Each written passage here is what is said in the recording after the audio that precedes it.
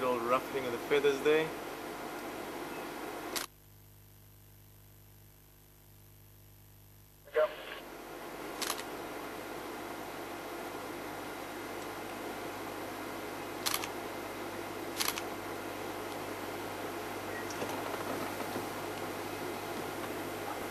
Not share with him, but they'll compete for carcasses as well, scavenging on it.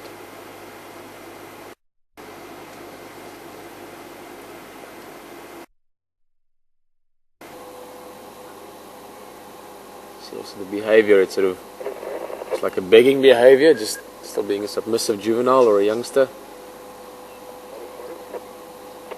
Perfect place, nice and a solid branch, nice clear sunlight on them. Food in the belly, I'm sure they're quite happy.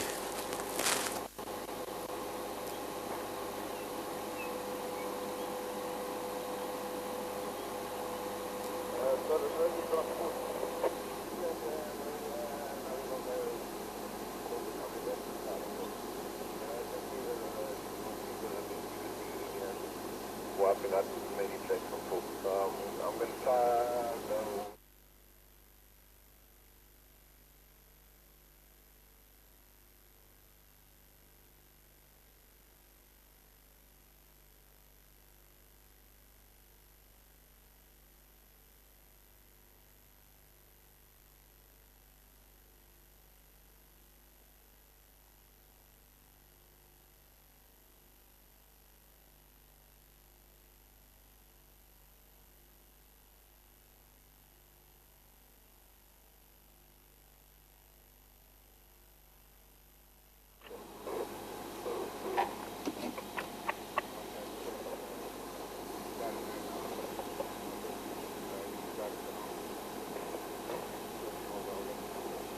Okay, cool, man.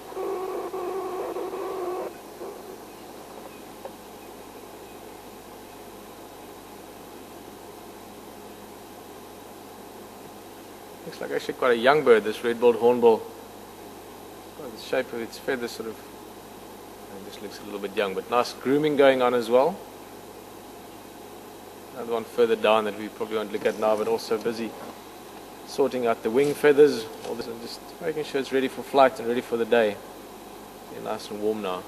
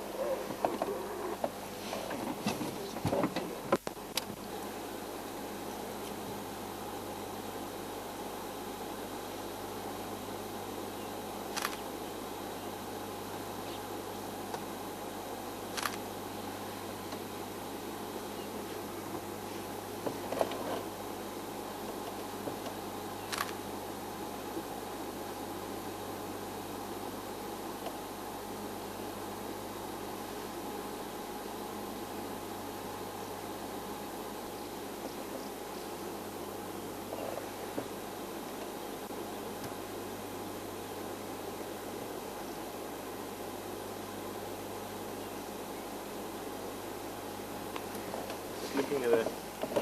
It's beautiful. I'm going to move a foot forward, try and move that moon a bit.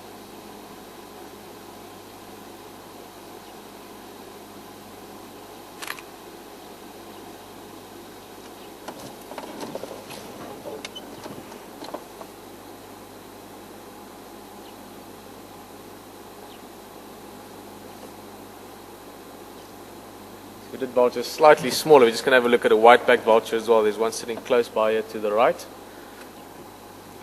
Guys are doing quite full if they were lucky to get into noon, actually, not at night. Also being quite big birds, especially the white-backed vulture, one we're going to look at just now. Really heavy birds, so they need to sleep on nice sturdy branches at night. You can see them sleeping up on top of these dead trees, which is where that sort of cliched or fantastic cartoons come from. So they're just too big a bird to fly into a tree's top where there's lots of leaves and smaller twigs. They need to have space for their wings. They've got about a 2-meter wingspan. Also need some nice sturdy branches to hold their weight, so that's why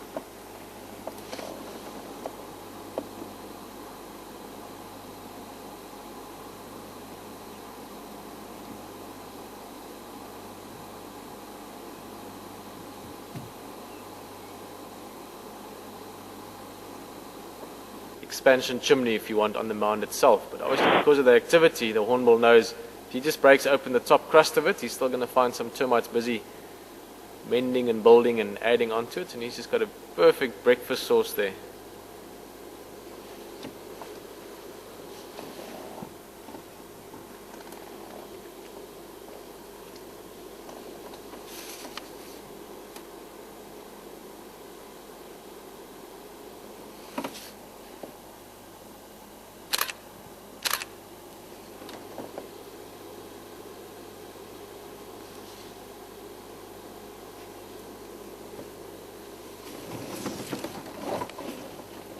Obviously that big strong beak is perfect for just breaking open a little crust of